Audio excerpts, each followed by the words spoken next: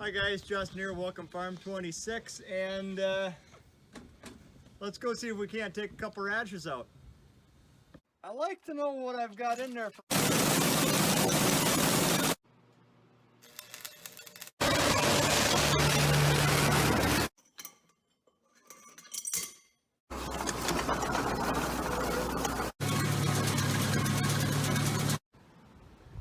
So I don't know how well you can read that or not, but yeah, it's the chart. That's all the settings for the M2 gleaners as far as putting the crop out. And what we're going to do is we're going to set our cylinder and our shoe to take out rape or canola. And I'll bring you in on that. So if I can get wiggled in here as well. And I know the scale here is fairly close to right, but you are in 16th measurements, I believe. Let me look at this real quick. Half to 1, quarter, eighth, yeah, 16th measurements. See, I thought that's what it was. But for our canola, it's saying 1/8 to 1/2 inch. Well, I know it's dry, so we're gonna put that down to about 1/4. Well, we're gonna try and get under 1/4, actually. And I don't know if you can see how this will keep walking down, but I gotta slack this chain. Okay, so we're back with a wrench. I know this question probably might come up. Someone might say, hey, what is this guy doing messing around with an old gleaner when he's got a perfectly good John Deere? So I'll be honest with you, this one's a little short on AC. Okay, there's 1/8. Okay, actually we're gonna go 1 under 1/4.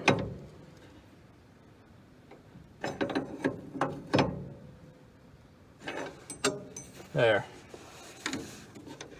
But here's the deal. So this head that you guys are actually mounted on right now is the only, well, I shouldn't say only, it's the only available windrow pickup I got.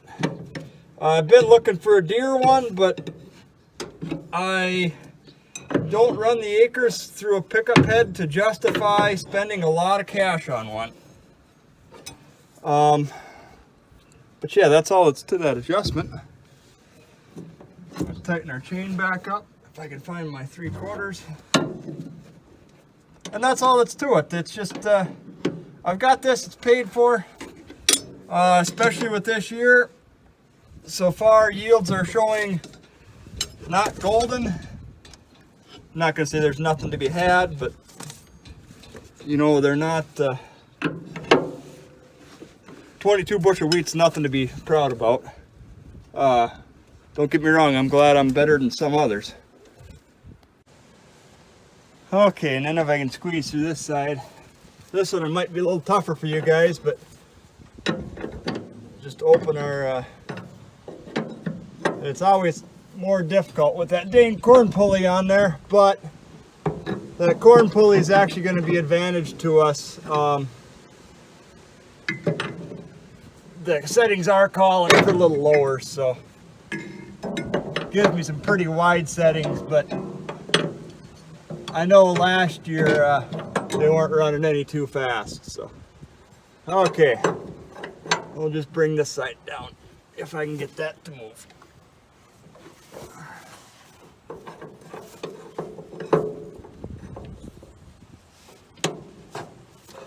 There.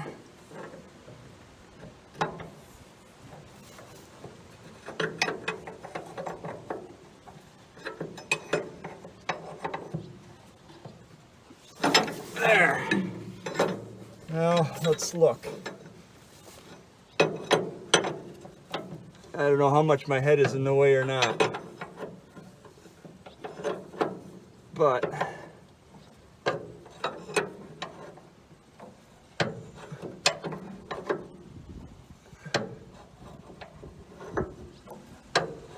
couple more.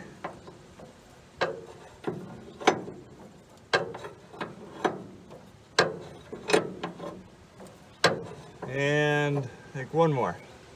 Yep, that's good. Or close enough to start with. And don't forget to tighten these nuts up. It's not your bearings you got to be worried about so much, but it will take this whole plate and you will wreck it. And I don't know if you can see these grease drops everywhere. I did go through and give it a quick once over. It's not, I probably didn't go as much as you could as far as maintenance, but she's got engine oil, she's got coolant, she's been greased.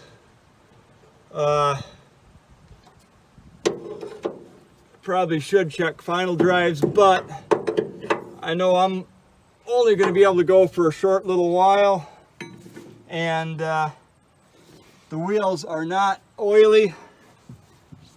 And I know she was full when we parked it, and we haven't had a lot of, well, we haven't put a lot of hours on it. We put the corn head on it, and I bought that deer, and it's just kind of been sitting back up ever since. So yeah, well, that's adjusted. Let's go back to the shoe.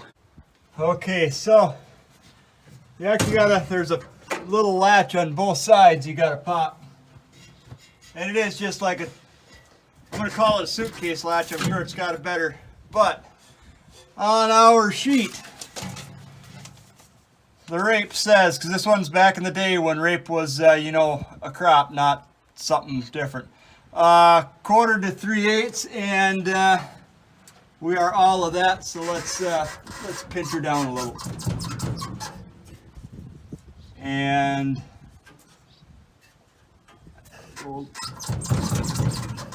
doesn't take big movements, and that's real close. And that is your actual sieve. That's not the chaffer. So let me look here real quick, just to be sure that I'm on the right. Yeah, 1/8 1/4. Oh, I was wrong, 1/8 1/4. So this one will be tighter. But as you can see, I got corn in this other one, so if you open it up, a lot of stuff will start dropping. You can pick the couple little pieces that didn't drop out, and pull all these cobs out, because yeah, it did get used last in corn. And some might say, oh boy, that's pretty wide open for your sieve here, picking corn cobs out, but you only got a little bit that's open far. And I've found on these Gleaners, I get a little better sample if I've got them back tail open just a touch. Now I can't tell you if that's for every combine. That deer of mine is a little, we are going to shut him down a bit though. Okay, I believe that's 1/4 to 3/8, so we're going to put these full pinky width, which is there. We'll shut this down to 1/4. And I can see I got just a couple hanging up yet.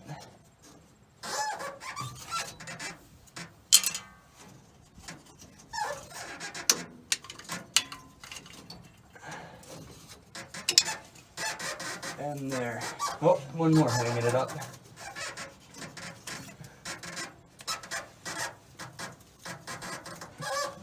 If you notice, it does a lot of squeaking. That's it all runs on wood, and we're dry out right now.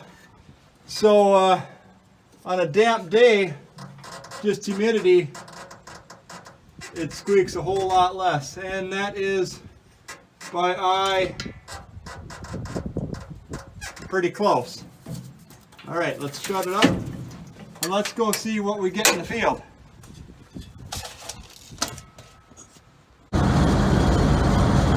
Yeah, I'm not sure if I mentioned it or not, but that top adjusting sieve, a lot of people call it a sieve. It's really not a sieve, it's a chaffer. It'll always be noted as a chaffer or possibly a pre-cleaner. So we're going to start here, we're idling. Little separator, little head. We'll just get her up to ours. Okay, you can see it is warm, so we're good to go. Drop her head down. I know there's some air in it, so it's going to be a little slower. That's all you need is it touching. Those little dolly wheels up front, I don't even see them, but all they are is touching.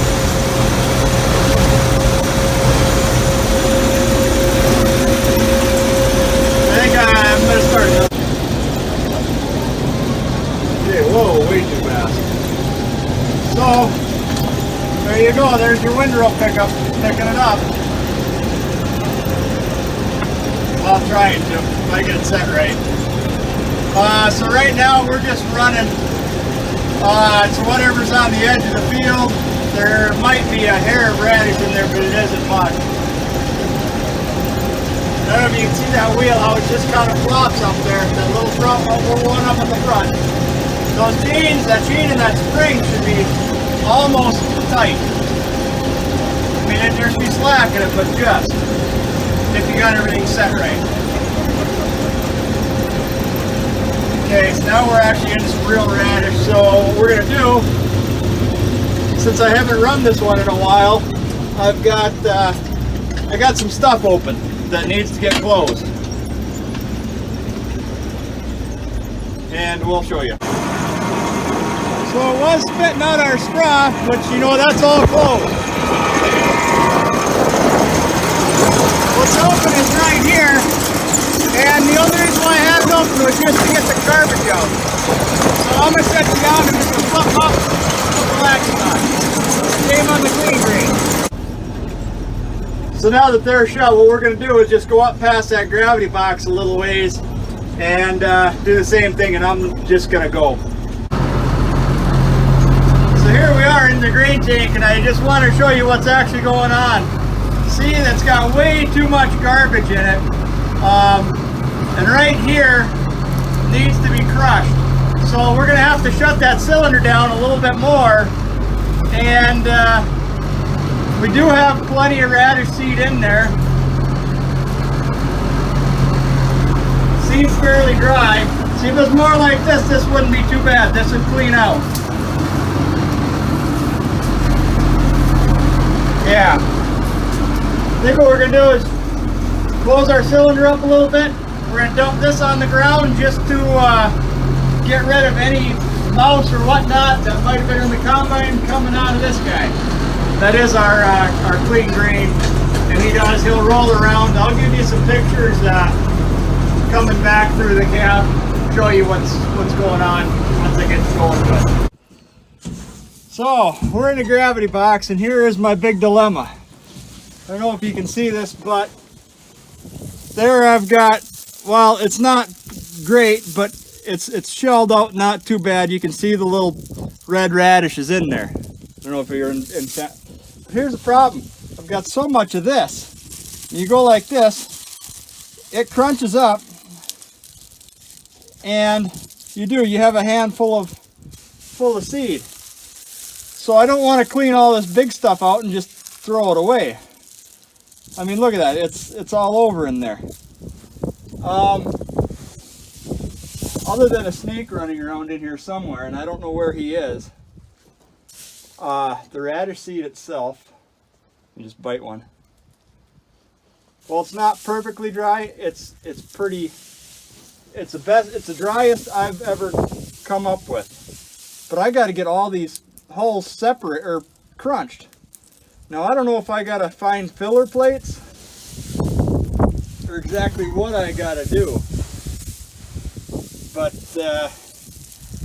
yeah, this is just not what I was expecting. I've got that cylinder down to dang near nothing, and I kind of wonder if it's just not spinning fast enough when these pods are breaking off in there and they're just going through the system. You can see I do have some that isn't too bad. As far as a little bit of trash here, I'm not too worried because I'm taking it through a screener for a fanning mill. But it's got to get better than what it is, because this is just too much. It's not separated. So I think I'm going to run home with the combine, and what we're going to do is change out for a high-speed pulley like we're doing wheat and see if that makes any difference at all. Yeah, that's my dilemma. To be continued. Thanks for watching. Hope you guys enjoyed. Radish project. A little more entailed than last year. Anyways, like, comment, subscribe, do your thing, and we'll catch you next time. Have a great day.